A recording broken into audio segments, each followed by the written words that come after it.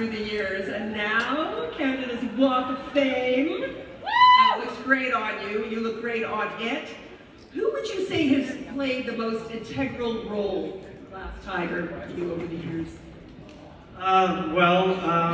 First thing I can think of when we were told we were getting the Walk of Fame was to think of the people who actually got us here, right? People like yourself, by the way. Woo! Much music. We're very family oriented, and it just made us want to get up here. We got all the accolades right on the spot, night after night. So we wanted to take a few minutes to thank a few people. Is that okay? Okay. So, industry-wise, I want to thank the original drummer and one of the foundational members of Glass Tiger, Michael Hansen.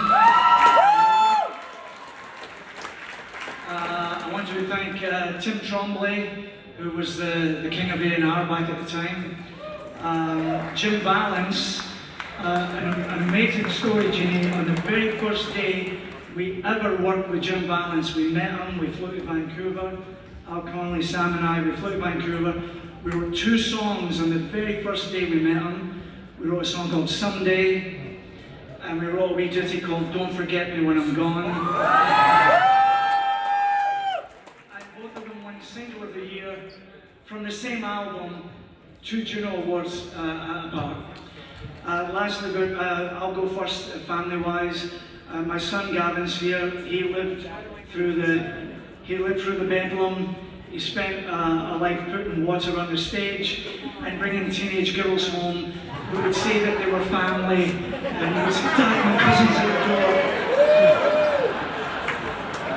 My beautiful daughter Evan, who I told her I would quit rock and roll, and all she's watched me do is leave the house night after night.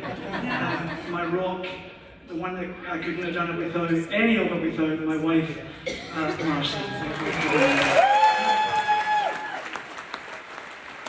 Well, we're going to continue, but we'll definitely add to that.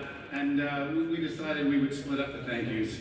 And we're still on the road, we're still touring. And we have Carmelo Long is singing with us, Tommy Lewis is playing bass, and Wayne's playing bass, so we have these lovely musicians. And I have my beautiful wife Carol, and all my kids are here. Justin and Brendan, Kira and Ayla, Vicky and Amanda, and they're all here. Holy fuck!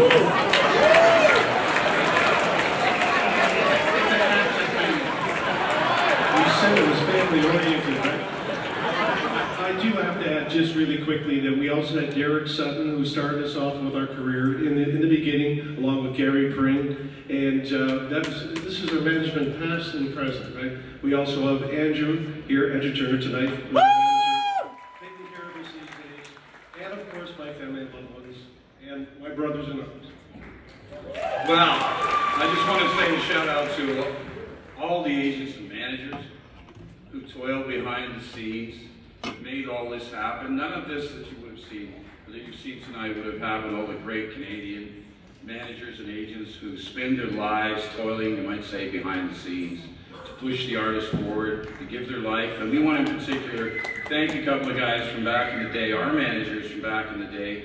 Sadly, Gary Pring is no longer with us, but Gary, if you're up there, we love you, man. And Joe Banford, who luckily is still with us. And thank you so much. But let's get a round of applause for all the people.